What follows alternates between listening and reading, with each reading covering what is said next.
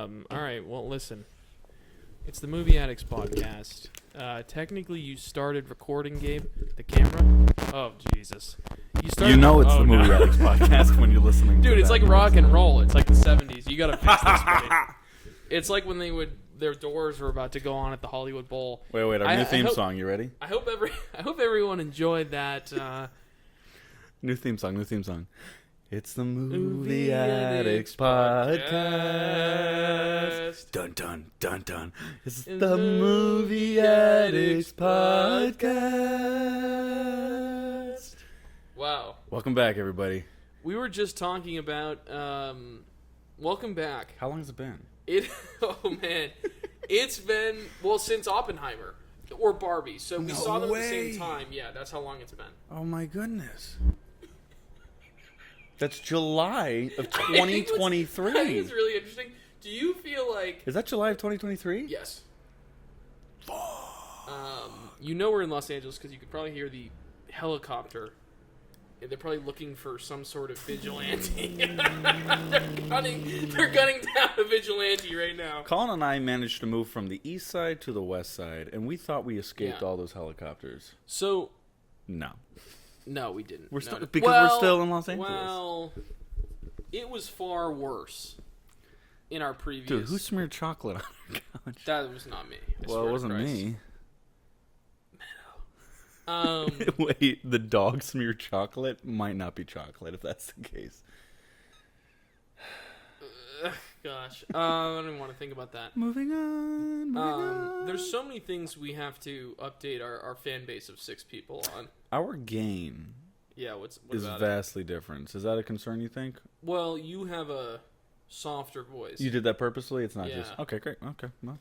So, I did do that purposely. Fans can hear me wheezing because of how hard you make me laugh. Or I make myself laugh. Listen, it's good to be back. Gabe and I were just talking. The USC football game is playing on the TV right here. Yeah. Listen, as you can tell, we're not in an attic anymore. But in our hearts, we still live in attics. Yes. That's why we are still movie addicts. Dicks, yes, right.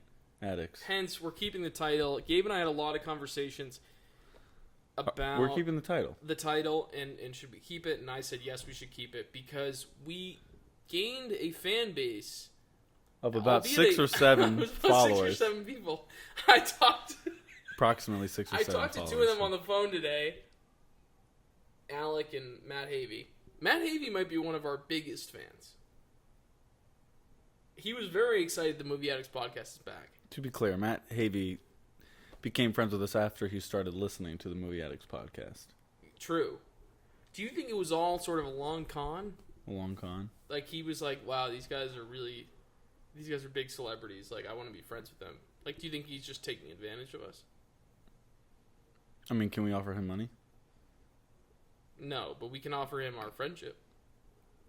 And we have for many But years. Nobody in Los Angeles wants friendship. Yeah. They just want your money. Yeah. Gabe's coming out with the dark existential conversations. That's at really... the top. So, listen, Gabe, that Movie Addicts podcast got dark early. I love, occasionally just getting the silence out of you. You and I were just talking about SNL. I kind of want to go down this rabbit hole with you for a little bit. You sure you don't want to do ASMR for a little bit? No, as much as... I just want to also shout out one of our fans. So we shouted out 2 of them. Oh, yeah, go. Faye Palmer. Faye Palmer, if you're still listening. Faye Palmer might have been one of the only people... She's one of our only fans. And she reached out to us multiple times. I believe she also donated to the Rage Bait Kickstarter, if I'm not mistaken. Which we have to say thank you. Thank you, This Faye. is a personal shout out to Faye. Faye is a big fan. That was the first stranger who ever was into movies. You got to realize, Faye, after we upload this today while she's listening. Faye's going to get the notification. And right, exactly. Listen to it. Yeah, exactly. So, Faye, you've been with us through our ups and our downs. And we're up again. And there have been many downs in the last couple of years. We're back. We're back. Movie Addicts, it's not going to have much of a format anymore, I don't think. What do you think? I think you could tell by my stare with What's the up? complete utter lack of notes. That, yeah, there's not much structure to go off of Are right you now. comfortable that you're just facing the TV and I'm just sitting over here? The alternative is I turn profile and I cut myself off. So Yeah. this is He's an actor. He's aware of his... all. Here's all I can say is somehow, I don't know how, Colin, who I can't say despises being on camera, but I wouldn't say that. but his craft is behind the camera. Right. Colin will sit down, and every time I see him in the episode of Movie Addicts, he manages to sit at like a perfect 45, both eyes seen, but still engaging in the conversation. And I always watch myself. I'm just like locked into you, like eyes, wow. and I'm always cutting myself out. And so maybe I'm like overcompensating right now, but I'm trying to just That's like interesting. open up, because the alternative is I just profile. No. I appreciate what you're saying. Yeah. That's interesting. Probably helps that you're sitting in the corner, so you can kind of. Yeah, I kind of need that. I kind of need the lumbar support or whatever that is. I mean, Listen, Colin just turned 38, so his lumbar is starting to like go. I turn 38 sometimes, but Yeah. So anyway, to go back to Colin's point, we were discussing SNL, and I said, "Man, I miss when SNL was a good show." Hot take. no, not a hot take. I would say pretty much a take that I agree with. But then what I also came back, this conversation just happened. What I came back with after Gabe said that is I was like, you know what though, it must still be a blast to be on the show. And then I kind of like immediately afterwards was also thinking about the countless interviews I've seen of folks who have been on SNL or who are on it currently saying it's essentially like a pretty brutal experience. And that sort of led me to the thought of, is that kind of what makes entertainment like a profit? But think about it, SNL's been around for a long time. Clearly it's a profitable, media property. So I'm like, is that what makes entertainment? Is that the only thing that guarantees entertainment being profitable? Is kind of turning it into almost a sweatshop style enterprise. I don't know if this is true, but the little idea just zipped through my brain as you were saying that. Like, what does make something profitable? And I think what helps a lot is consistency. Right. And so I think, like, we could talk all day long about whether or not SNL has been consistently funny, has had a consistent cast, had a consistent run. But what you can say is they show up every week for the last, 50 years? Yeah. They show up every week for the last 50 years. They've had the same, slot, 10 p.m. Saturday night or something like that? Yeah, 10, And 30, so yeah. that kind of consistency is Or where 11, profit can be made, or 11, sure, is where the profit can be made, because the advertisers can rely on eyeballs at the same time every week. Yeah. If advertisers couldn't rely on that, then they wouldn't necessarily invest money. And it's because imagine if SNL was like in a different city every week. Imagine if it was relying on live ticket sales as well. Imagine if Right, which it really isn't. Yeah. right, not at all. No, it's probably free. Isn't it free to watch it, or do you think people? I have still no pay? idea, to be honest with you. I don't know if it's like a late night show It doesn't where they really just even matter. It's, But the point is, like, yeah, they clearly make money off advertisers and things of that nature. I don't know, like, the way networks make money through, ad slots and commercial breaks, but like the consistency I know is huge, which is why the slot hasn't changed for 50 years. right. Yeah, it's been around. It's endured. Think about it. It's been around for 50 years. It's honestly endured crazy radical change Yeah. in the entertainment landscape, and it's still around. I was And it's still the same. That's what's interesting. It's still the same thing. It's not like it's a different show. It's the same show, yeah. just with different people. Opening monologue, guest artist, sketches with the guest artist. Yeah, it's been the same thing for 50. It's But just kinda wild. but what I will say, and I don't know who said this, but I think it's very true. And you and I have spoken about this multiple times. But I do think there was a time where the SNL cast were the celebrities. Yeah, And now SNL has shifted its model to come watch our show, not because our cast is celebrity, but because we're featuring a celebrity this week. And that clearly keeps people watching the show, but in my opinion is also like mildly disappointing. It's like what happened to the time when we had big names on the show where you watched SNL for the comedians, not for like a random Timothy Chalamet drop in or whoever else goes on the show week to week. You know? Yeah. Oh, is it your turn? Oh no! Or is it Oh me? no! Oh no! It's like right as I try to relax. Just keep it on your toes. Listen. You can't relax. This is the entertainment industry. No, yeah, seriously. No. The entertainment god's punishing me. Oh god. It's not me, is it? No, it's you. No, that's You're out. awful. Listen, folks, we're Faye, sorry, folks. we're counting on you to Movie keep Addicts watching. Podcast. Don't pause. Don't skip, please. Faye, please don't turn it off. Yeah, I think it's.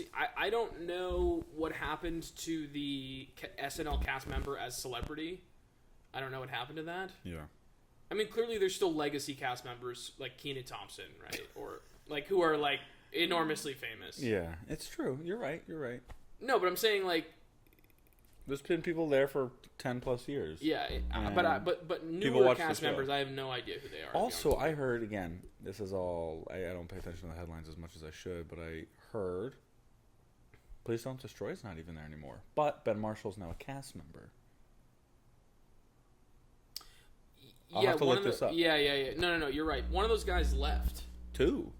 I think it's 2. Cause okay. I could be wrong. What I heard someone say It's kind of a bummer. was Redhead Ben Marshall, Yep. now in the cast. Okay. And Please Don't Destroy is a group of 3. And they're not making videos every week for the show anymore. Yeah, that's unfortunate. Honestly, Please Don't Destroy was like the best part, in my opinion, Right. of like 24, 25 SNL. It's impossible to speculate why that happened, but I did hear about that. Someone mentioned that like last weekend to me, but quite frankly, maybe they just didn't want them on the cast. That sounds kind of stupid, though. I don't know. We need to actually research this before we speculate about it. But I thought we were shooting from the hip. Why don't we ask Jamie to pull this up on the Jamie, pull it up. No, that's gonna be Garcon. Garcon, pull it up. Let's ask right now. ChatGPT, who we're gonna call Garcon for a second. Yeah, ask. I wonder if ChatGPT will. It probably might have thoughts. We'll find out. Chat's pretty good. Chat's got a lot of stuff. We're going to voice mode for everybody. Yeah. So Chat, can you tell us why Ben Marshall stayed on the cast of SNL, but then the other 2 left the show from Please Don't Destroy?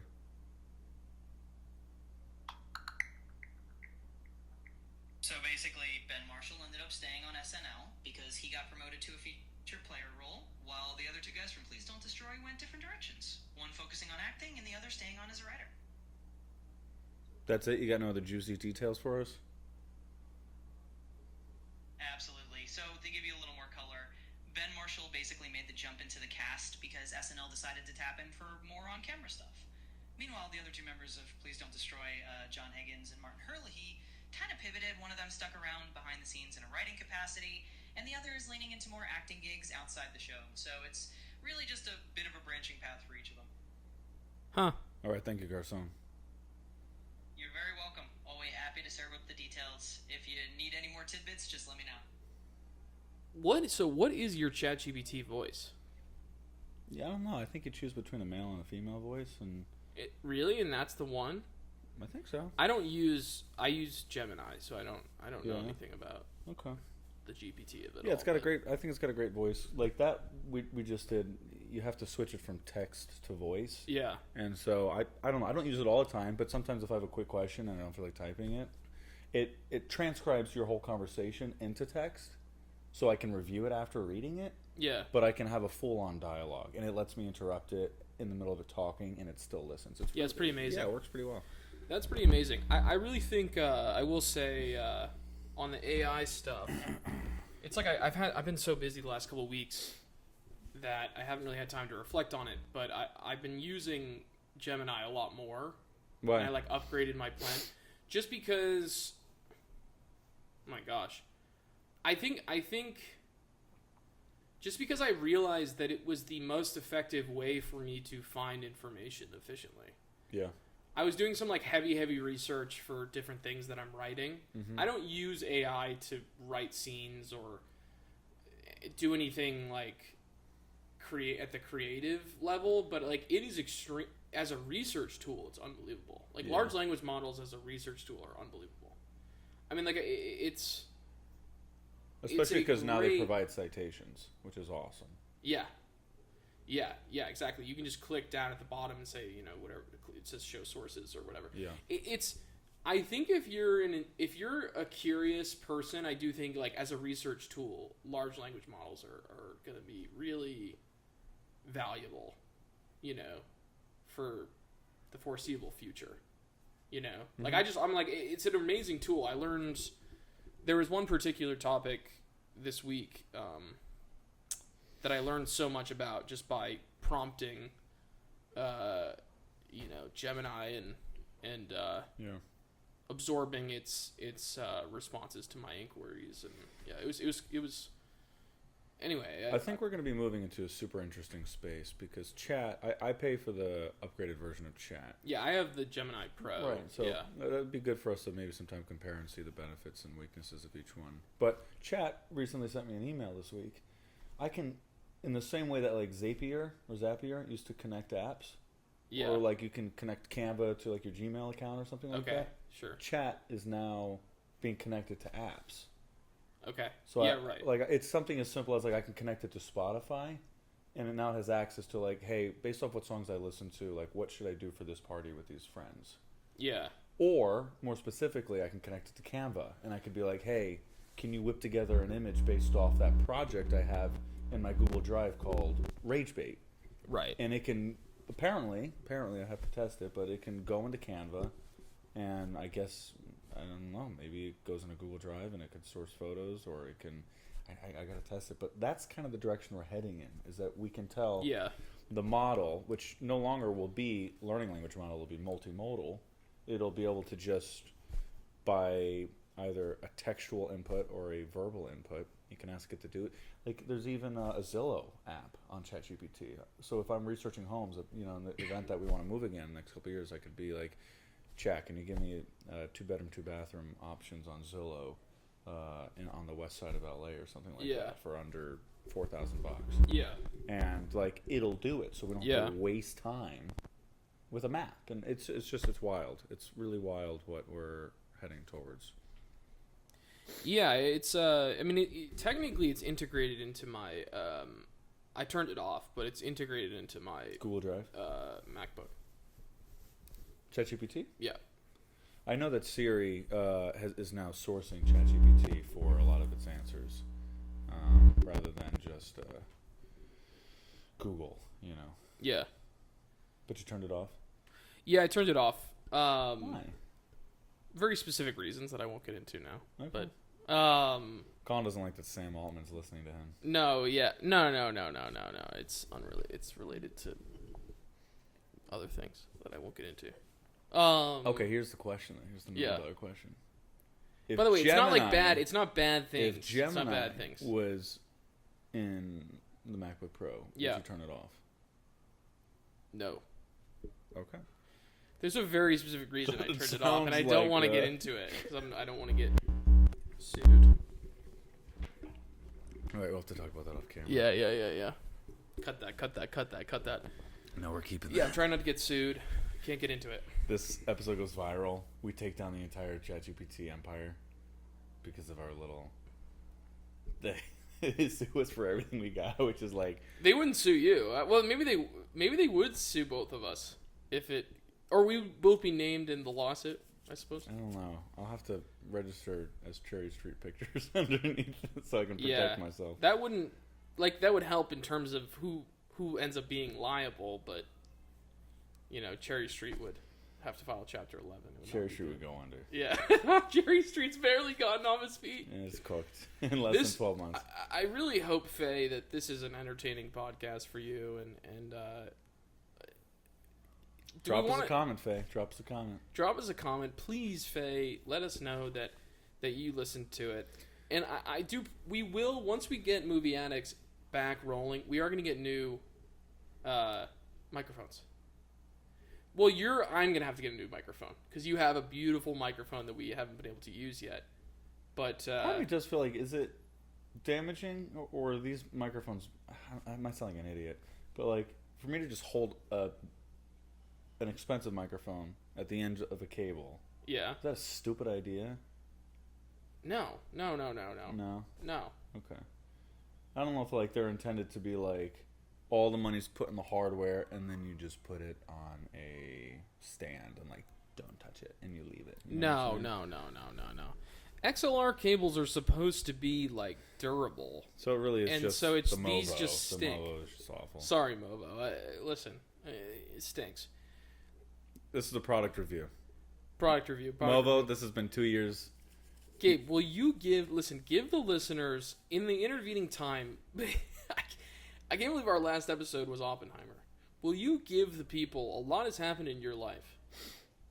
Will you update people on some of the, because like certain things in my life, I know you don't have to get super personal, but we can get personal. Super things in my life you can look me up changed. on Instagram. You can find out. Yeah, like I had a girlfriend when we started the podcast, Annika. She and I are still together. Nice. We're doing long distance at the moment because she goes to Harvard Business School. Yeah.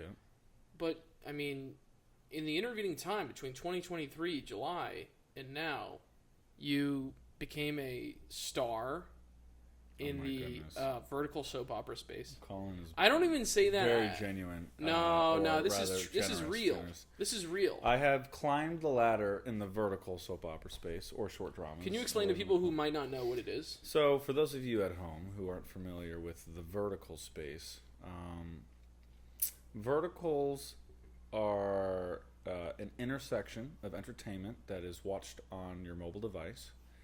And it gets the title vertical from the way at which you consume it. Traditional television, when you watch it on your phone, you have to rotate your phone to the left. But when you watch this kind of content, you can keep your phone upright and just hold it as you would call a phone or search on Safari or call an Uber. And so that's where the vertical part comes from. But the vertical is not just the way at which you consume it, visually, but it's also the kind of content that's being consumed. I didn't realize Colin was going to ask me a question and then sabotage my entire answer. Thanks, Colin. Sorry. I can really count on you to support me. I am sorry. Faye, I'm sorry. This is the kind of respect you show a vertical star? Sorry, yeah, I know. I'm in the presence of a star. Oh, wait, go on. So, yeah, you've got the way you visually consume it, vertical, but then a lot of people technically would say vertical is short for vertical short drama. There's a lot of different ways to phrase it because the industry is still budding. But the short drama refers to basically Southeast Asian dramas, K-dramas, Chinese dramas. There's a whole market of entertainment where they're soap operas. And they have their own way of doing things. They focus on CEO billionaires, and there's all kinds of storylines intertwined with like romance and kidnapping and friends to lovers and enemies to lovers. Yeah, there's all these tropes. There's tons of tropes, and somehow at some point in the last 5 to 10 years, the Chinese companies specifically managed to take that genre of television, use a lot of already established IP from Chinese romance novels, right? And then they distilled it into hour-long features that were watched like 2-minute episodes of television. In regards to like the international production of these, verticals have been produced for about 3 years now, 3.5 years in Los Angeles. So since the end of 22, maybe, I think end of 22, it might have been end of 23, but let's say somewhere between 22 and 23, they started to get their feet off the ground. And yeah, they're basically an absolutely chaotic attempt to create a really high quality podcast where the mics work completely fine. Sorry, go on. You were really crushing the explanation. It's basically a very chaotic attempt to create 2-minute television. And yeah, right. And people can watch. So you go. So for your purposes, Gabe will go and shoot for a week at a time as an actor. He'll get hired to play a lead role, a romantic in lead. one of these. Yep. He'll go and shoot it. He's shot them in China. Yep. Shot them in China, Vancouver, New York. I'm aiming to shoot in Australia, Vietnam, and Turkey in the next year. Yeah. Probably sooner than that. Turkey's going to be crazy. That's awesome. That's the hope. Yeah. But point is that, like, what it is, just to, like, wrap it up with a bow, and then we're going to have to switch over to the next visual segment.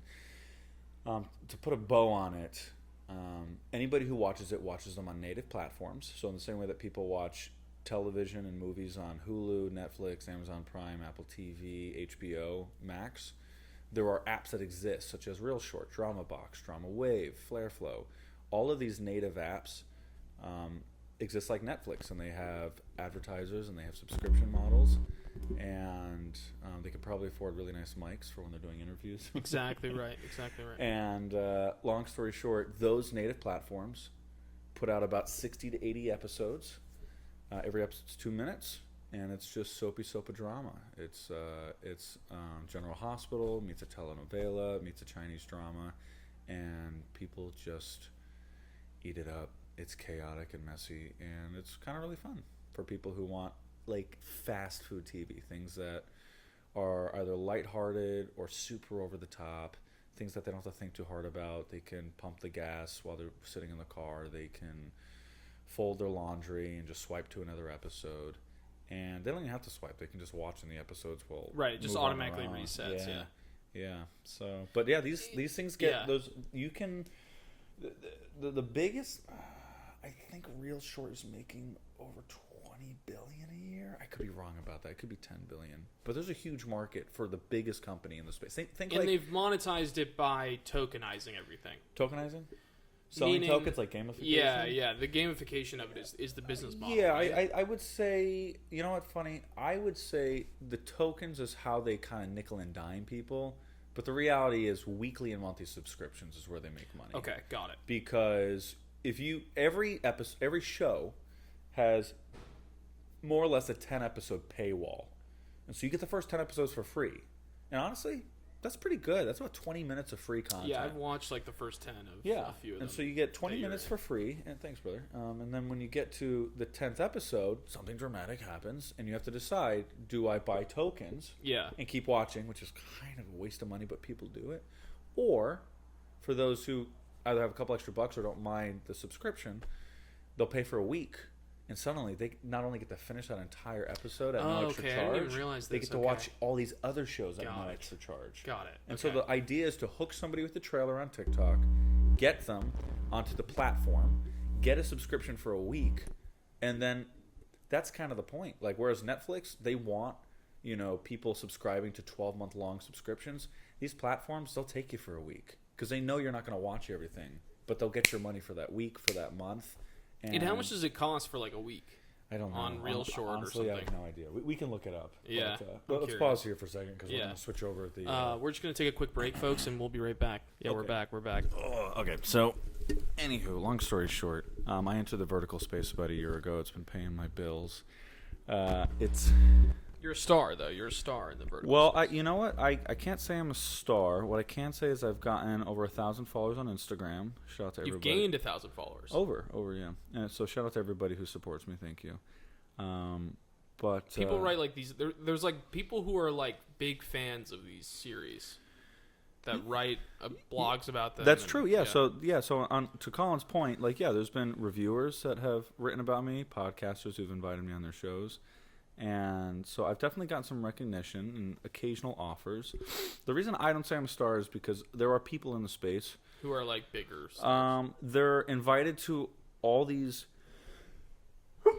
Excuse me. They're invited with their faces on the posters of all these conventions. They are on the cover of all these huge...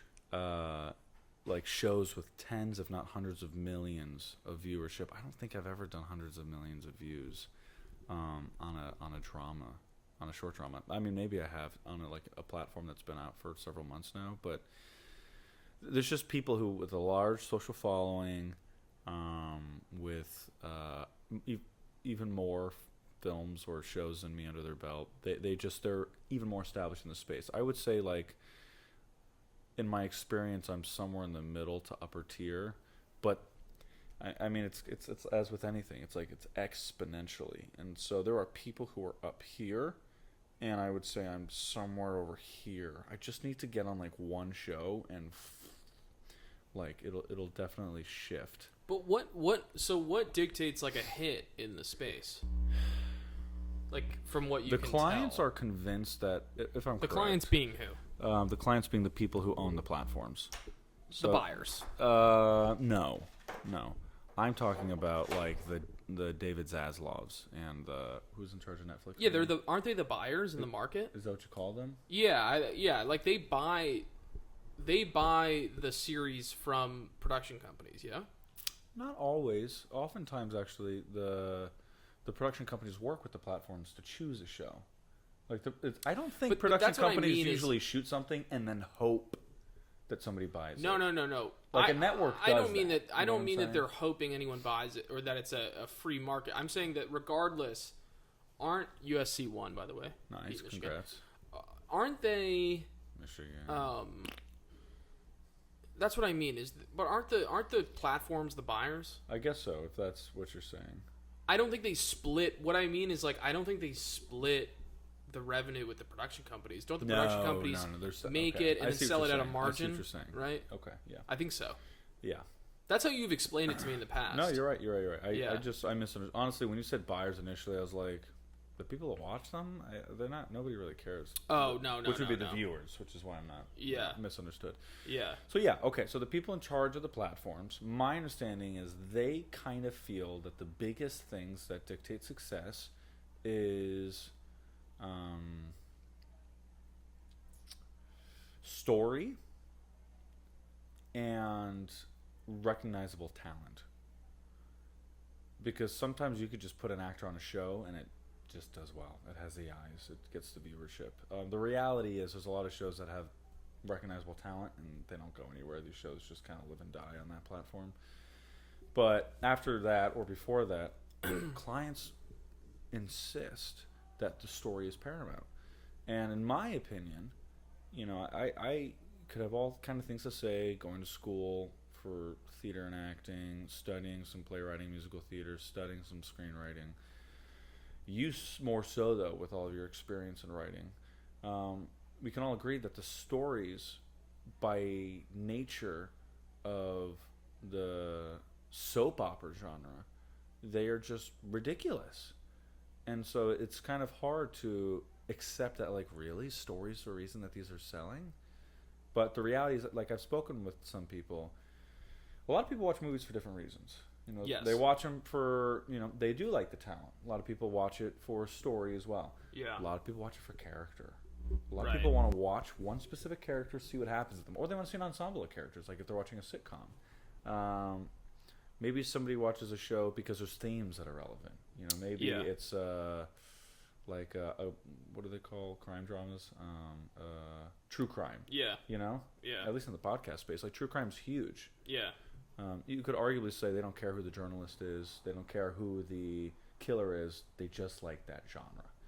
And so when I hear that clients really believe that the story wins, well, they're the ones with the data. It's a metrically driven space. And they must know which tropes sell the most, which plot lines sell the most. But the reality is it's also a game of output over quality.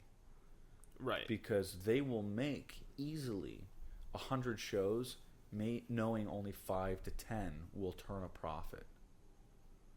But the 5 to 10 will justify the cost of the other 90 shows. Yeah. Because they're so cheap. They're only made for 150 to 300,000 bucks. Right. They're essentially shot for what is the equivalent of like a really, really low budget movie. I would say micro budget to ultra low budget. Yeah. Tops. Right. Tops. But if you think about it, however, that being said, in a sense, that's also kind of, I wouldn't even say super low budget movie because they're stretching 150 to $250,000, essentially, right? That's essentially the range. Yeah. Over 7 days, not 20 days. That's true. 7 to 10 days. A typical sometimes 6. indie window production schedule will be like 20 days nowadays. Yeah. Typically for like a traditional feature-length movie, but these are shot in 7 days. Correct. So you're on these sets, and it feels like it's a real movie set, right? Like it's not like it's like a real television set. Like you're working with very skilled professionals, directors, producers, writers, gaffers, I would say etc. 90% of the time, the crew is pretty darn competent. Yeah. And so but it is a high volume model where, Right. like you're saying, they're trying to essentially shoot, 3 to 5, and to your point, times more, right, stories than, I don't even know, than like Netflix or something, right? Well, they're effectively what Netflix was back in 2012. Yeah. Netflix is like, we're gonna spend everything we got. Yeah. So we can own the original content streaming space. Right. Because the fact other streaming platforms didn't exist. Maybe Amazon Prime was just getting its feet wet back in 2015, 2016. I honestly have no idea, but probably. But other than that, like nobody else was streaming at all. HBO took a couple years later. Paramount popped up at the same time as Peacock. Right, so there's a handful of players vying to be the one or two go-to platforms. And so right now, in the case of original content for verticals, Real Short dominates the space. Right. That's the one that I think of off the top of my head. Netflix of verticals. But the reality is, as with every Uber, there's also a Lyft. And so there are other platforms that are vying for that second, third position. And honestly trying to usurp Real Short, because the reality is platforms come and go, and we'll see how profitable they are in a sustainable way. There's only so long that you can make certain kinds of content and the audience is willing to watch it. Yeah. And ideally the space will mature. That's part of the reason why I like being in the space, is because I like being in on the ground floor. For me as an actor who's been kind of pushing the rock for 10 years and only having varying degrees of like minimal success, the occasional indie. I met Colin on my second indie feature that I worked on. I did some plays in downtown Manhattan. Did a couple commercials that paid pretty well with big brands. But other than like the little one-off here and there every other year, it's like kind of hard to work consistently as an actor. And so bottom line, verticals have been good to me. Yeah. Verticals have given me the chance to practice on-set experience as an actor. Verticals have paid my bills for the last year. Yeah. And actually have helped me get out of debt on certain things, Verticals have allowed me to meet my beautiful girlfriend. Right. Miss Ani Nozadze. So that's what I also wanted to segue into. Yeah. You met your girlfriend in China. Yeah. How'd you meet? We met on the set of a vertical drama. Nice. Honestly, it's a pretty boring. She's lovely, by the way. She is the sweetest. If you're listening, hello. Ani. She's gonna listen to this. Very supportive. I love you. No, we met in like a very benign, unmemorable way. It was memorable in the sense that like there was that kind of like, she's looking at me, I'm looking at her, but they're kind of exchanging glances from across the room. Mm-hmm. But the reality is that for those of you at home who don't work in entertainment, every film set has a green room or a holding room for the performers. And so when they're not working on set, they kind of have to be wrangled, kind of like cattle. Like we're all just stuck in this box waiting for our turns to go out. But it makes sense because otherwise we wander off and we get lost. There's also, like, for context, on any set, there's heavy equipment being moved around Also in between true. shots. So it's a safety thing too. Yeah, there's hot lights, there's heavy equipment. It's kind of unnecessary. If the actors don't have to be out there, it's unnecessary. Yeah. So they hang out. We in hang a out green in the green room or a trailer or whatever. Exactly. And so, I was in holding, a bunch of actors in there. It's China, so we have a lot of international actors, people from Russia, Armenia, Saudi Arabia, other Asian countries, and Australia, Canada.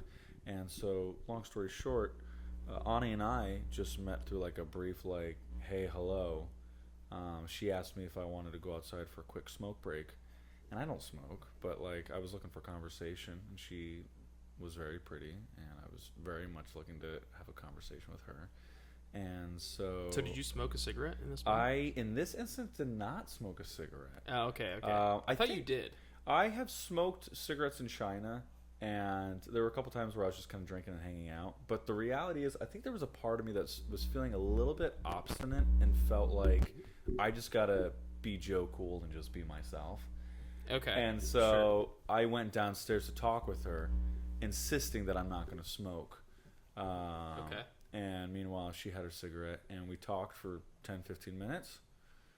And then we just parted ways, and that was kind of it. By the way, smoking in China is way more common than it is currently in the U.S. I would say smoking in cigarette China is like as necessary as having breakfast, lunch. Yeah, and right. dinner. It's a part of the way it was in the U.S. from the Think Mad 50s Men. through the 90s. Think Mad Men, but that's China all the time. Yeah. Did you get a sense, this is a random, first of all, your story of meeting Ani it is kind of an understated story. It's not... Well, that's the thing. Just to finish up briefly, because we can talk more in another episode if we want to talk more about China. But to finish up briefly, I took note that somebody got her Instagram. Okay. And so I made friends with that other person. To get? Her Instagram. Because she had already left at that point. Oh, wow. Yeah. So she played a small role in this She in was this a day film. player. Okay, yeah, she was on for one day. Oh, she was a day player. To be Okay, I clear, didn't everybody, realize she that. was a day player. Day player meaning... She wasn't even going to take this job. Yeah, it's a small role. Yeah, you in and out. You're like best friend number 2 or whatever. She was a day player. I was also supporting. I wasn't even going to be on this job. This was a 4th contract that I was just asking around to see if anybody had a role for me. And Because you were already in China. I was in China. I already did 3 projects. I technically finished my original contracts and could have gone home. Yeah. And I was like, I'll make a couple extra bucks. Do you got anything? Somebody put me on this project as supporting. I prefer to play a lead.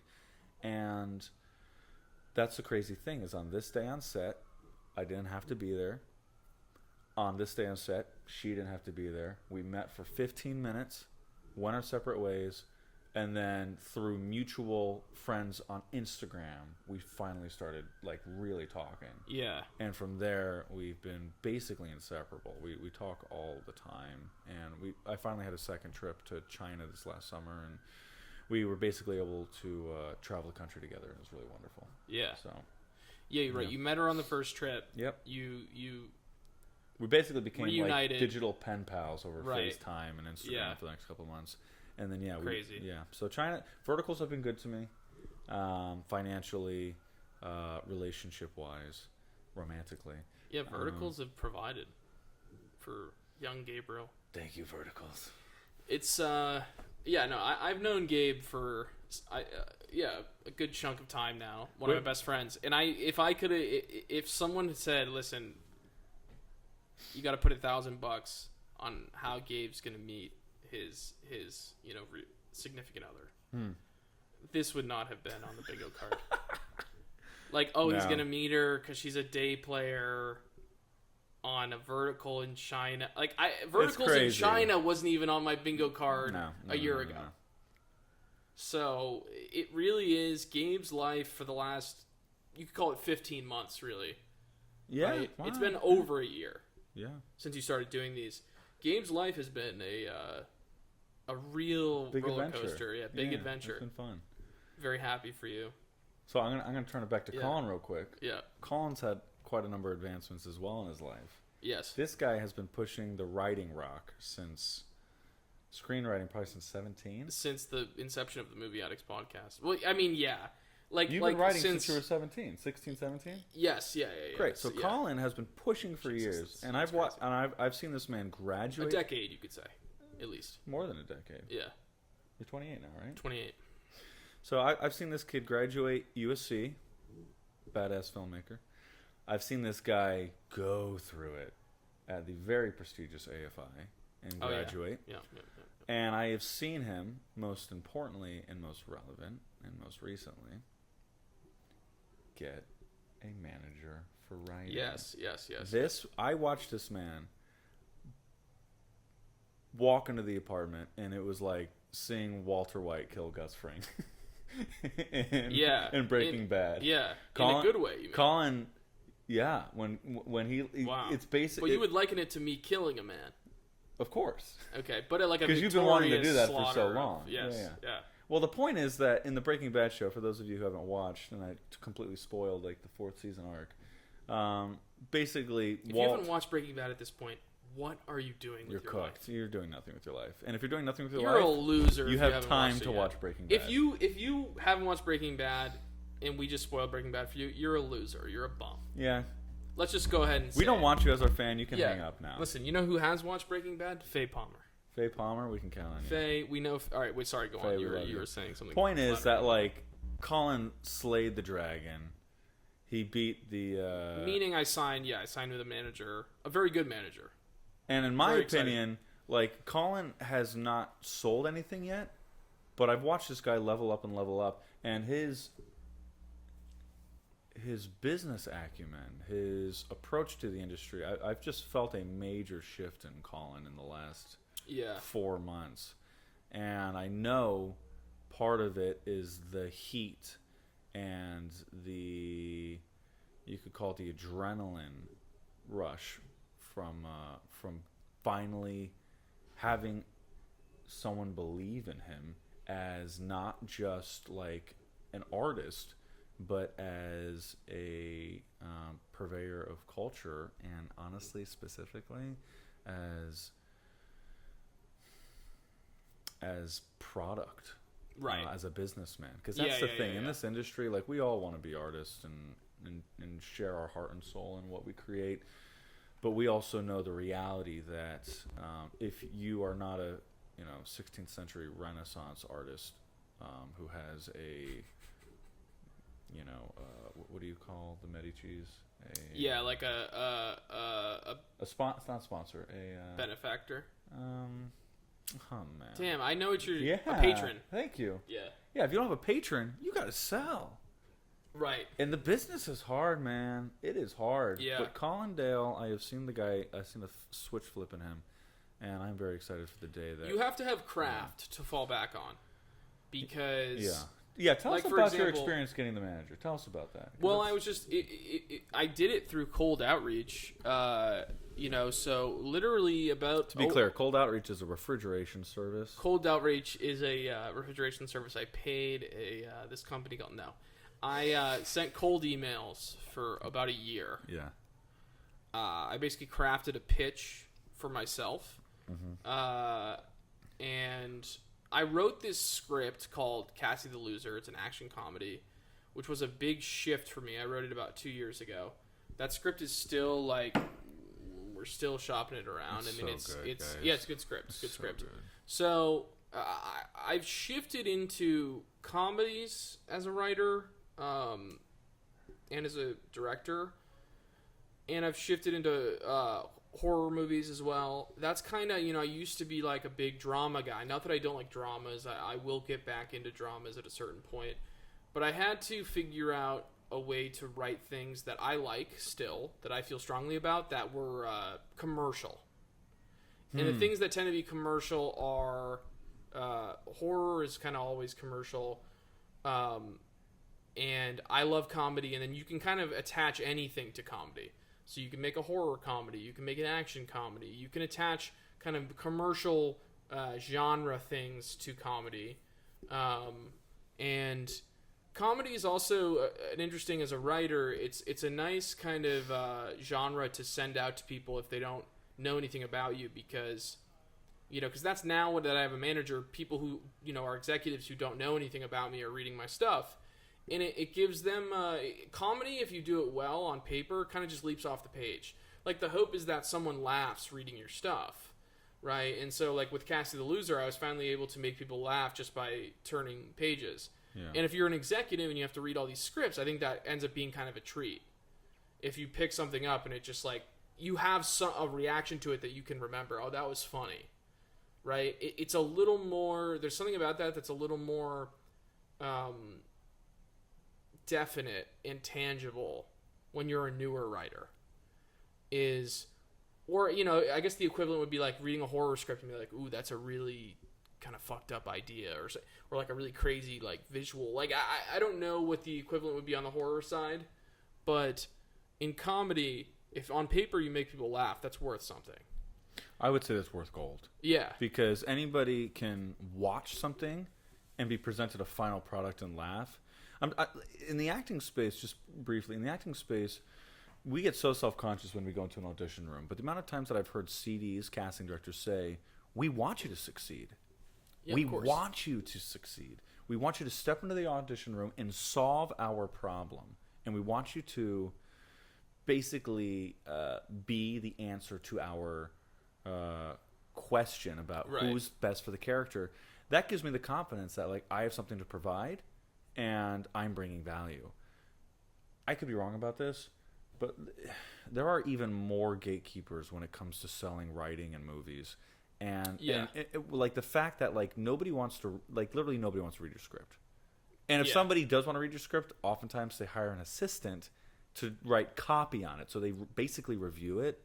And so the person that you want to read is getting like a watered down version of whether your script is a thumbs up or a thumbs down.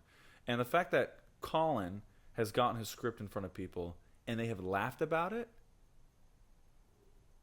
that's huge. It means it means something. You know? Yeah. And my manager is Max is really good at his job. He teed up potentially a big opportunity for me that I'm like in the thick of working on right now. But nice. I think what's interesting about Max too is, like, I mean, who knows? You know, he might have. There are other people who work at the company who maybe he passed it along to them before he read it. Yeah. But nonetheless, like, he doesn't have an assistant, so I know that he read it and enjoyed it, and it feels like, I mean, he tells me constantly about how much he still is like believes in Cast the Loser, for instance, and that was a huge deal for me signing with a manager, because now I am actually in the game as a writer and a director. And currently what that really looks like is me still just writing a ton of new stuff, workshopping it with Max, developing stuff, and then sending it out and taking meetings. That's what it currently really looks like. But at a certain point in time, I will sell something, or something I've written will generate a financial opportunity. Buzz. And that could be me being a writer for hire. That could be me getting hired to polish a script, to write a full draft of a script. That could also be one of my original scripts, you know, going into development somewhere and hopefully ultimately getting made. Like, it could be a number of things, but I'm finally, like, in the game. What's funny is, like, now that I'm in the game, I'm realizing, you know, now it's like I'm in the game, but, like, I'm still in the minors. So now, like, I think before I wasn't even playing baseball. Right, exactly. I wouldn't say you're still in the minors. Like, somebody hired you and is paying you, not really, but you know what I'm saying, to play ball. Yeah. You know? And there was a time where there weren't even scouts looking at Colin. Right, yeah. And so that's a big deal, but I think Colin's been drafted. That's the point. Colin has been drafted. I got drafted. And that's huge. Yeah, that is big. So yeah, I mean, that was one of multiple developments in my life. And I've also turned Strange Place Productions, my production company, into a business. You know, we have a number of clients that we provide video content for. So, yeah, over the last couple years, a lot has happened for both of us. Yeah. But the Movie Addicts podcast is back. Yeah, baby. It's back. What time are we at? It's back, and we have 4 minutes. Okay. I believe. It's back, and is there anything, Gabe? We were supposed to. We were like, are we going to talk about a movie? Or are we not? Well, Colin and I. Here's the thing. Colin pitched, why don't we just do a hang podcast? And I think there's going to be some value in that, of just kind of taking the pressure off and, like, sharing our lives each week.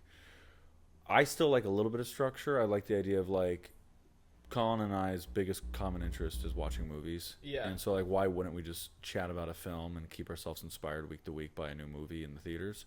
So this last week we watched Roofman. Yeah. And like if you had 30 seconds to say what you liked about Roofman. We can keep talking about it. I mean, Roofman. We can also pivot it to next week's directed episode. by Derek Cianfrance, is one of my favorite directors. Yeah.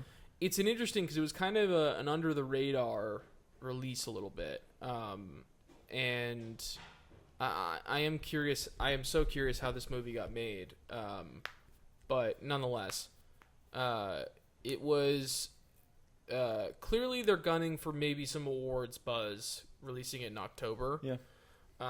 It was technically a Paramount release. Good for Paramount.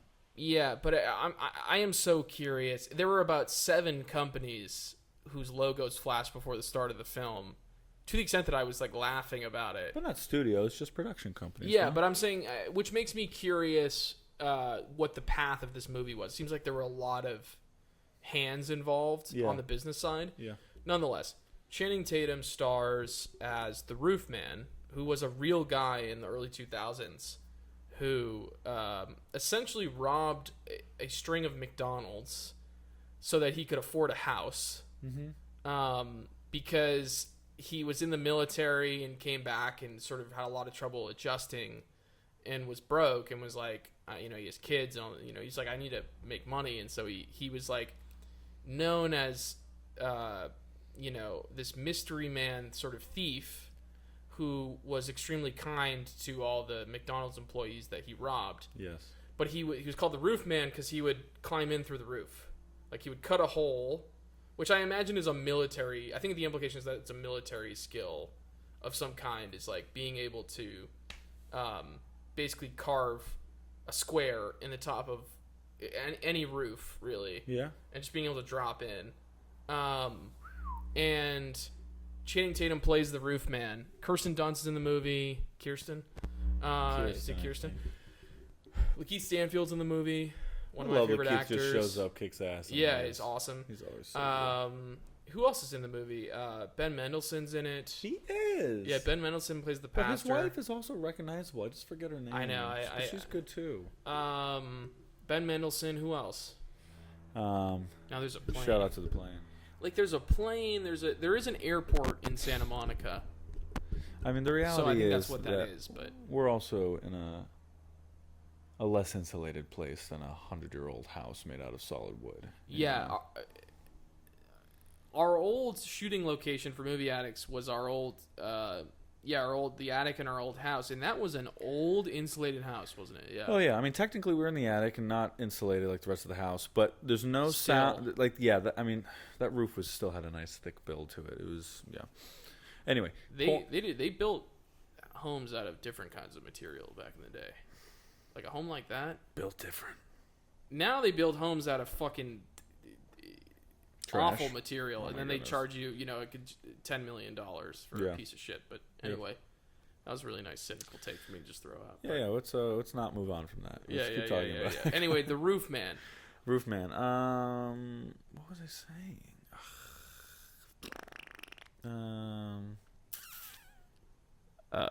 I don't know. Roofman. We were talking about how we're gonna Lakeith Stanfield. Yeah, you know what? One thing that stands out to me about that film, I actually don't know if I've seen a Darren Cianfrance film before.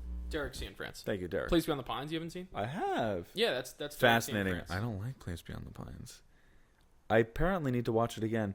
But you know what's so successful about this film compared to Place Beyond the Pines? I know Place is one of your favorite films. Yeah, the thing about not going to allow that kind of. The reason why I struggle with Place and why I actually feel like this film is way better than it. Okay. Is consistency of character and emotional arc.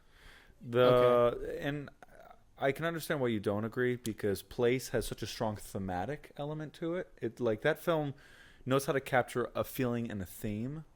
Yeah. But for me, it just felt like a constant rug pull watching Place Beyond the Pines. I understand what and you're this saying. film, folks, I personally, if we wanted to go back to our old rating system, this is an absolute Cock up.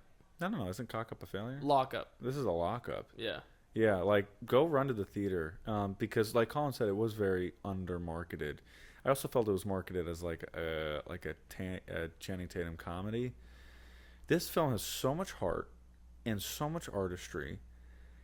Yeah, the it's really score good. alone is worth watching, listening to, because the score.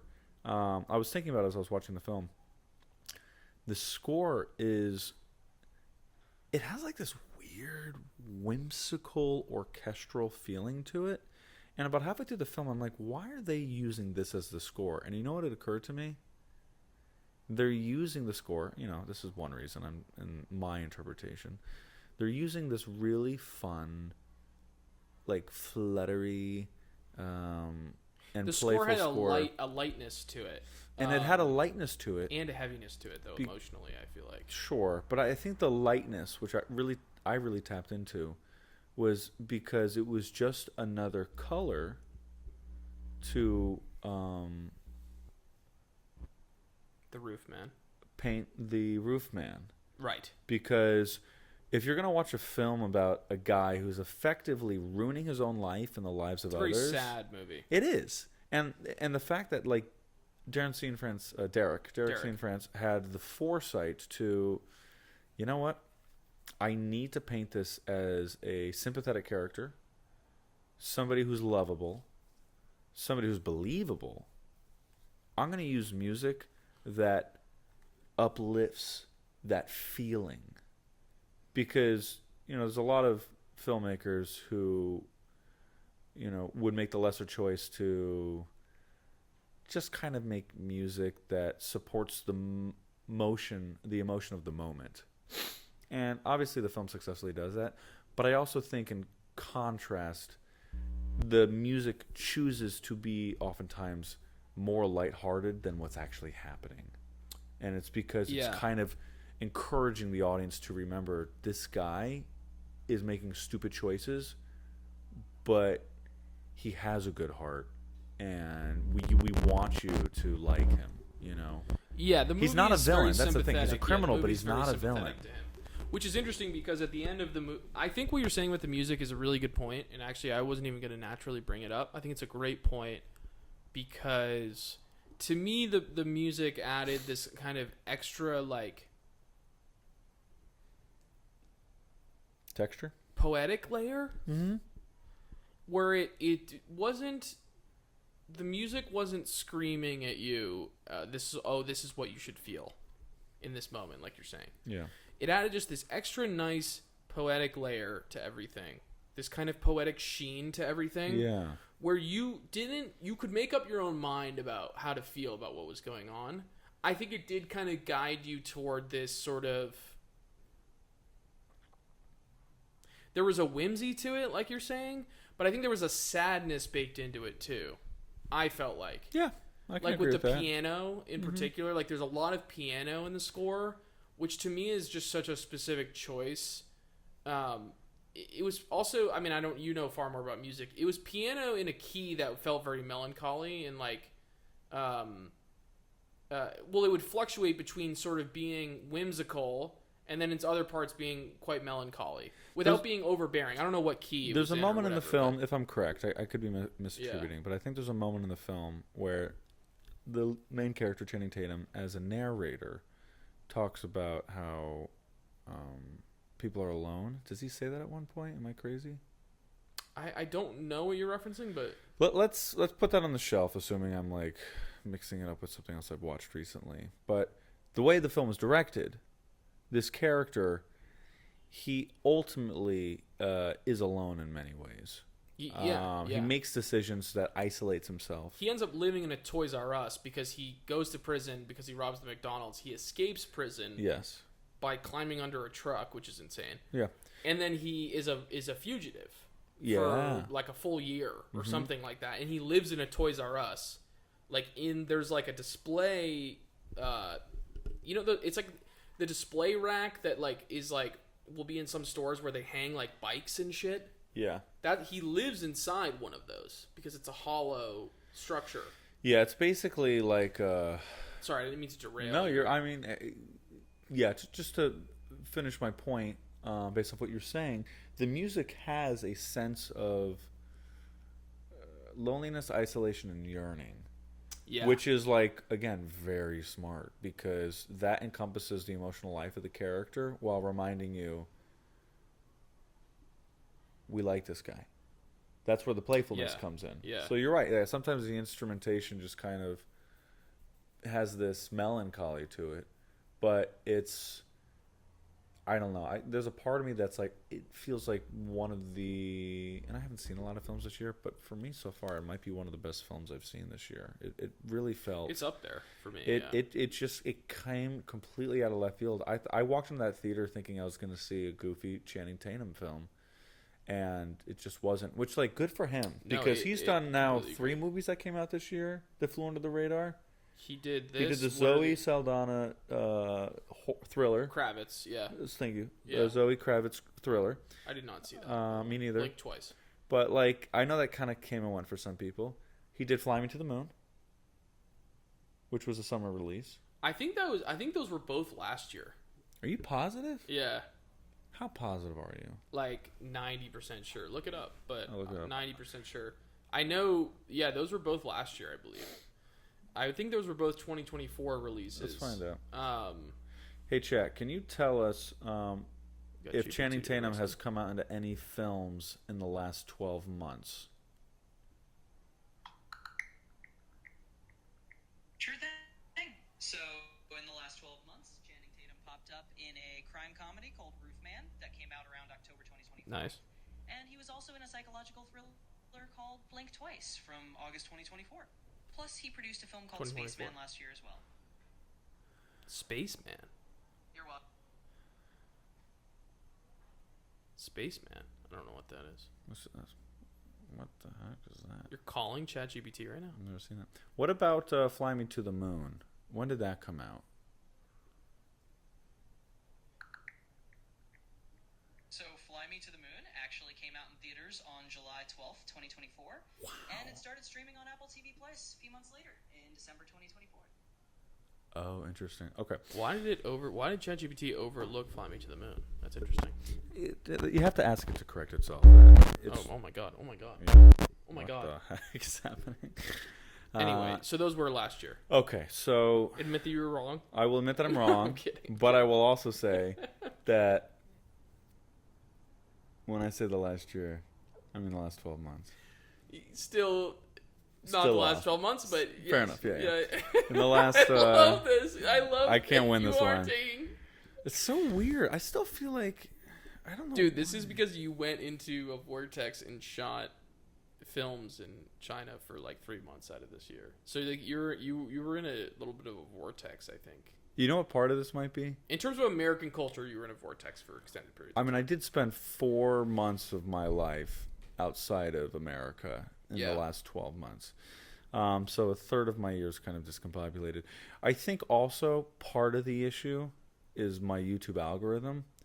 I'll get trailers for movies that I think are coming out this year. Yeah, you send me stuff all the time. And they've already come out. So I can't defend Blink Twice for that, but I really thought Fly Me to the Moon came out this year. Point is, in the last 2 years, apparently, Channing Tatum has done films that kind of flew under the radar, but like he's still active, like he's still acting. And in this film in particular, I think this was kind of a slam dunk in my opinion. Yeah.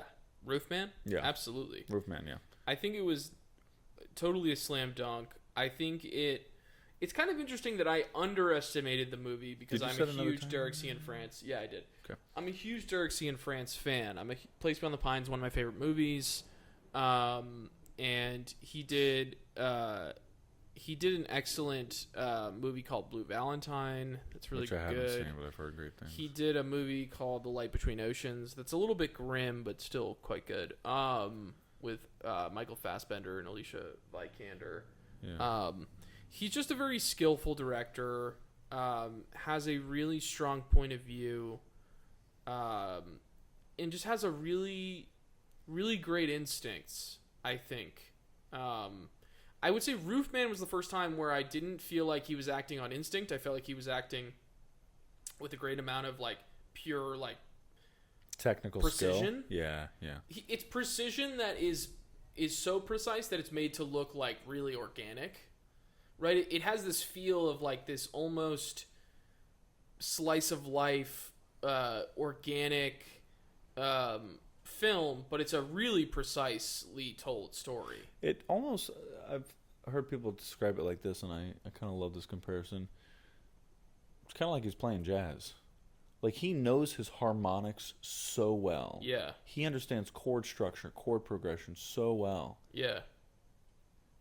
That the whole film felt like, in terms of comparing it to jazz, it was this unexpected amalgamation of, like, chaos isn't the right word, because jazz is chaotic in many ways when I'm thinking of improvisational jazz. But what compares to the film is, this kind of speaks to what I was saying to the other day, the film isn't just depending on plot. It isn't just depending on theme. Like, at any point of the film, you could feel that, like, plot, theme, character, what else? What other tethers of structure? Dialogue. All of these things are working together to not feel like work. Right. It is so effortless. Yeah, it's an effortless experience. Yeah. It's to point to your organic comment. Yeah, it feels like it's a movie. It does what I think the best movies do, which is that you feel like you're kind of living inside of it for a couple hours. You know, it doesn't feel like you're. It doesn't feel like you're working. I haven't felt that. You shouldn't feel in a movie, if it's doing its job, you shouldn't feel like you're working while you're watching it. You know, it should feel like you're being transported somewhere, or you know, you're being sort of invited inside of an experience. This film was different though, because like I feel like I can find escape and I can live inside of films. Like, what have I seen in the last year? Like, what action films have I loved that I've seen? Mission Impossible 7 came out this year. Yeah, or Part 2. The Final Reckoning. Yeah. Yeah, and I had great, which was great by the way. Yeah, I had a great time watching it. That was like adventurous and engaging. Oh, it's great. That movie rocked. But I'm trying to think if there's any other blockbusters.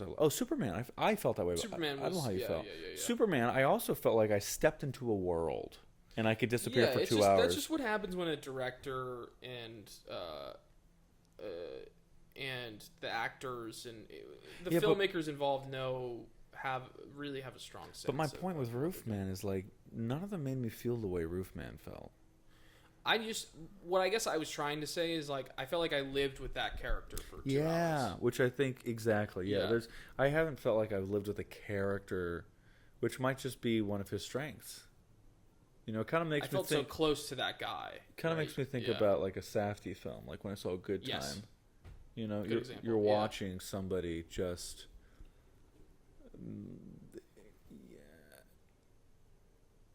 You're watching somebody, and I guess this is the brilliance of the directing and the writing, because he also wrote the script in partnership. I forget who the other screenwriter was, but that's the genius of the writing and the directing, and in this case the acting, is that everything the character did, you just didn't really know what's going to happen next.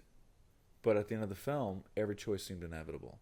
Yeah. Like you knew you were in the good hands of a filmmaker. You knew that ultimately everything was structured, but like it just didn't feel that way when it was happening. Yeah. You know? No, it was great. I really think it was such a great effort by everyone involved. I loved the cast. I loved seeing Lakeith Stanfield in playing like a real character again. I really liked watching Kirsten Dunst because she was awesome. Last thing I saw her in was Warfare. She was excellent. No, not Warfare. Was Civil War. Civil War. Last thing I saw her in Civil War. Those are different characters.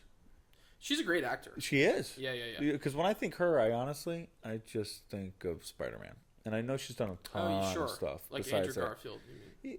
No. She was the Garfield ones, or she was the Tobey Maguire one? Colin. You just sold yourself out. I don't know. Faye, forgive Colin, please. She's the Tobey Maguire era. Got it. Yeah. So, that said, like that's where my childhood was in knowing her, and the fact that like I've seen her play completely different characters. I've seen her as basically a numb, disenchanted war journalist who at all costs wants to tell the truth, but at the same time is tired of the journey she's been on. And then I've seen her play like a small town mom, super optimistic, super in love with her children, super excited to be in love. I think it's interesting you say she's optimistic. I actually want to... Her character? I thought... I didn't think she was optimistic. I thought she was simultaneously extremely practical. Mm-hmm. I think she's a really interesting character. She's so practical. I think she's also willingly naive. But I think she's in love with this man. I think that's the difference. Is like, yeah. I call optimism what you're calling naivete. And I don't say that with judgment. I think she loved that man. Yeah. And they interview her in the credits. Mm-hmm. There's a real interview with some of the people who interacted. Because it is based on a true story. We didn't even mention that. It's based on a true story. And the cops hate the Roofman. The cops, when they interview the cops, they were like, the Roofman sucks. He's a terrible guy. He's a criminal. Anyone else they made him do so much paperwork. You know, they made him do so much paperwork. Oh, no, but that's the thing. He's like the cop. He must have driven the cops insane. He hit over 45 franchises, didn't he? Yeah, he must have just driven them insane, and they were like, by the end of it, they were like, this guy is an asshole. Which I think if I were them, I would probably feel that way. But it was interesting. There's all these interviews with the real people. And they're talking about the Roofman, and all the people who had a personal relationship with him loved him, but all the people who were like in pursuit of him hated him and sort of demonized him. But which is notable just because the movie is very sympathetic to him. But I thought Kirsten Dunst was interesting because her character Lee is a great character, but she's willingly naive because she loves. A guy that she thinks is named John because his real name is Jeff. His real name is Jeffrey Manchester, and he tells her his name is John and that he works for the government, which is like a really thin backstory. Yeah. Right. His backstory is complete bullshit, and he's so.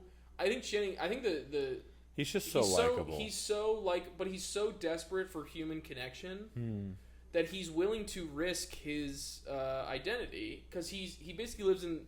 I don't know if that part of the movie is. You and I talked about this. Is the Toys R Us thing true? We could ask ChatGPT. Let's ask. Chat's our new guy. But he lives in this Toys R Us. That may have been fictionalized. Ask ChatGPT really quick. Can you tell us in the 2025 film Roofman, is the part in the story that includes the Toys R Us? Is that true, or has it been fictionalized for the movie? So, yeah, that Toys R Us part is actually based on a real event. The real Roofman, Jeffrey Manchester, really did hide out in a Toys R Us for a while after escaping prison. So the movie just ran with that piece of truth. But, like, how long, based on the truth, did he stay in that Toys R Us? So in real life, Jeffrey Manchester actually stayed hidden in that Toys R Us for a few months after he escaped. It wasn't just a short stint. He really was there quite a while. Yeah, so the movie is actually pretty true to that then. The movie drags it out a little bit more. The suggestion is that he's there for because he's there from... Remember, he's there until December. Like, there's a point at which he's, like, trying to get back in touch with his friend from the military, who is Lakeith Stanfield. And he's like, oh, I'll get back in touch with you in December. And the suggestion is that's, like, months away. Actually, so the movie's timeline is fairly accurate. Oh, my goodness. That's crazy. Yo. Yeah, and he's living, like... Me and Colin were literally... bed. He's sleeping on a Spider-Man bed in a Toys R Us. Yeah, exactly. For months. This is a grown man. Yeah. Who actually, Channing Tatum, it looks like he and Channing Tatum are about the same size. So this is a large, 6'2" at least. Grown man sleeping on a kid's Spider-Man bed or I guess he in the movie he stacks multiple Spider-Man beds on top of each other. Which coincidentally, thinking on it, that film takes place in the early 2000s. Yeah. The Spider-Man film from the early 2000s has Kirsten Dunst. Yeah, all these connections are coming. Oh, wow. Yeah, no, honestly, I find this very amusing because Colin and I were talking on the street the other day, and I came up with this very elaborate reason as to why the Toys R Us probably isn't true. It just helps ground the audience in the decade, and the Toys R Us is like great backdrop to like a criminal, and I'm just like, ChatGPT just blew my mind. Yeah, ChatGPT is suggesting that there's Ben Marshall right there. Imagine if ChatGPT is full of shit right now. It's not true. Well, it very well could be making that up. But, I wonder if it's got a citation for that. But I think I would take its word for it. Source is Vanity Fair. Okay. And Public Opinion, or whatever that's called, or people.com. Got it. All right, so we'll accept that. Wild, man, really wild. Yeah. So. Jeffrey, I thought the Lee character was really interesting, and I thought she loved this guy, Jeffrey Manchester, so much that she was like willing to kind of accept his bullshit. She was willing to accept his bullshit. The reality is, if the story's true, and I know it sounds insane, he didn't do anything wrong except for steal the money. And from the moment he met her, right, other than lying to her, which, by the way, McDonald's. You don't do that. Like, don't do that. We're not encouraging anyone to do that. But he committed armed robbery. But the point is, he never killed anybody. Right. He was never exploiting the woman. He was never abusive to the family. That's part of the reason why him going undercover, he according to the story, the only reason he was exposed, if this is the true part, we don't know, we'll have to check again. The only reason he was exposed is because he basically had like a self-sabotage moment. Part of himself admitted that he wanted to get caught, but he didn't have to get caught because he was just sweet and smart and What are you referring to? Him robbing the Toys R Us? No, I'm referring to the fact that I guess robbing the Toys R Us. I was just thinking the fact that he could have got on the plane and left. Oh yeah. You know? Yeah. Could have went. At the end of the movie, yeah. He has an opportunity. He's gifted a new identity, a fake identity by his friend. So he can go to another country and disappear. And the movie makes it seem like he was on the verge of doing that, and then Lee calls him and says, hey, are you coming to Christmas dinner? Because he's leaving on Christmas Day to go to Mexico, I think. And it's South America. I think it's further south. Yeah. So regardless, he ends up caving and going back, and that's when the cops got him. So Lee turned him in. Lee turned the movie's saying that Lee turned him in because he robbed the Toys R Us on Christmas Eve. I don't think that's why Lee turned him in. Wait, why do you think Lee turned him in? I think Lee turned him in because she knew it was the right thing to do.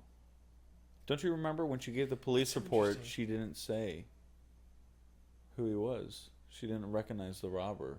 Remember, it asked, "Did you see his eyes?" And she's so then what? That was what I was confused about. What then? How did she know? I think no, she did know. Why didn't she tell them in that scene? That's what I'm saying. Is I think that scene. I could be wrong. The scene did one of two things. Either one, from a character standpoint, I don't know what happened in real life. Either one, Derek Cianfrance wanted the audience to believe that she didn't give him up, but off camera, outside of that scene, she actually did. Okay, sure, yeah. So he's just picking and choosing what parts of the conversation to reveal. Right. Or, which is the part I believe and I prefer, is that she went to the police, she lied to the police to protect him, and then she realized he's going to keep hurting people if she doesn't say anything. And so she decided... that's probably more likely, right? Yeah. She decided that in spite of how much she loved him, she had to, yeah. Which goes to what you were saying. She's a very practical, principled woman, attending church every week. I think once the truth became undeniable, she was like, all right, I can't do this naivete thing anymore. I think she always knew there was something wrong with Jeff. Yeah. She always knew there was something wrong, and she sort of denied it because she loved the guy. And then once it became undeniable, she was like, okay, it's over. Yeah. Great movie. Yeah. Ugh. I really thought it was great. I would say it was a 10 out of 10 for me. Honestly, I don't really know what more you could ask from that movie, to be honest with you. Yeah. I think it's a sleeper hit. I really hope people go see it. Apparently, it's doing actually pretty good box office numbers. Really? Yeah. Huh. Apparently, it had like a... it opened number 2 box office wise. And had a solid opening day. So, yeah. I still stand by that there was a subtle pacing issue.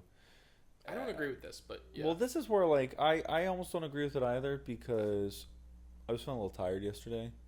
So maybe I was just feeling tired at that point in the film.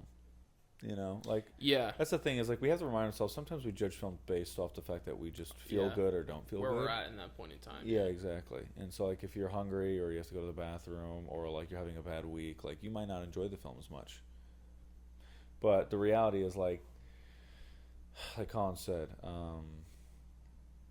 that film, I hope, is a sleeper hit because it just had no business being that good. Yeah, so Roofman, go see it. I think it had all the business in the world being that good. I believed in Roofman. It exceeded my expectations. Really? You walked into that thinking you were going to see something I was very excited to see it. Interesting. And then I think it delivered on everything that I was hoping it would be. Yeah. It delivered on everything I didn't expect it to be. Thank you, Channing Tatum. Thank you, Derek Cianfrance. Peter Dinklage, also in the movie. There we go. Peter Dinklage is great. Oh, we definitely... Peter Dinklage. He was awesome. He plays a complete asshole, which I actually loved. I really would recommend that people go see it. Yeah.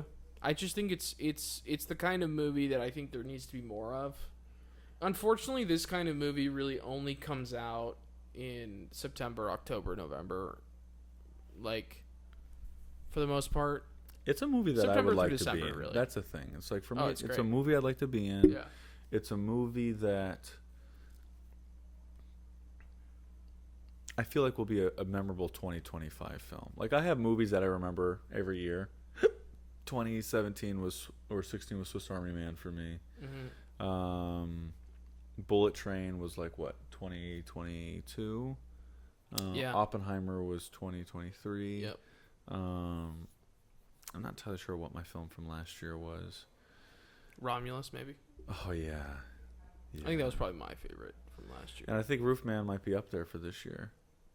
You know? Roofman just kind of snuck up on me. It really did. Yeah. That's all I can say. You were sleeping on it because you're a hater of you're a Derek Cianfrance. Well, you have hater. to also here's the thing. You're a Derek Cianfrance. I will hater. also that guy sucks. What I will really say, nice guy, by the way. If you ever look, his interviews are great. If you ever want to look up, like, I should look him up. He has great interviews out there. Anyway, what I will say is, again, left the country for 4 months this year, missed a lot of releases, and so Roofman is the first movie I've seen since being back from China. But like, I missed. What came out this summer? What was that horror film dude, you liked? Mission Impossible. After that. What? After that. August and September releases. What did I miss? Oh my god, Weapons. Yeah, I missed Weapons. Weapons apparently Sinners, was awesome. I did see Sinners, which was sick though. You saw Sinners, but you were gone when it came out, but then you did catch it. Yeah, exactly. Some good movies this year. Yeah, there's a lot. Like, Weapons might be up there. Movie Addicts when I go see Podcast it. missed some good ones. I still haven't seen One Battle After the Other. After Another. Still have to see PTA. that. Yeah. Man alive. Yeah. Anywho, shout out to all the filmmakers. Shout out all to the lovers and dreamers working through long distance relationships, and shout out to Faye. Who's Faye? Faye? Who's the woman who supports our show? Oh, sorry. I was like, Faye. I was like, did I say her name wrong? Sorry, Faye. I was like, did I say her name wrong? Faye. I'm sorry, Faye. Colin. Listen, our Faye, entire podcast. This is my bedtime. You know Colin, that. you have to remember, We the only just had reason an we're awful back audio is because... I'm sorry, Faye. I'm tired. It's my bedtime, Faye. Listen. Faye, let us know in the comments or what you thought about this episode. Right? Anything else to say to Faye? We wouldn't be back without you, Faye. You said you were going to say something else before I said the Faye thing. No, I just said shout out to filmmakers, dreamers, and long distance relationships, and Faye. That's about it. That's beautiful. Yeah. That's beautiful, and that's been the Movie Addicts podcast. Yeah.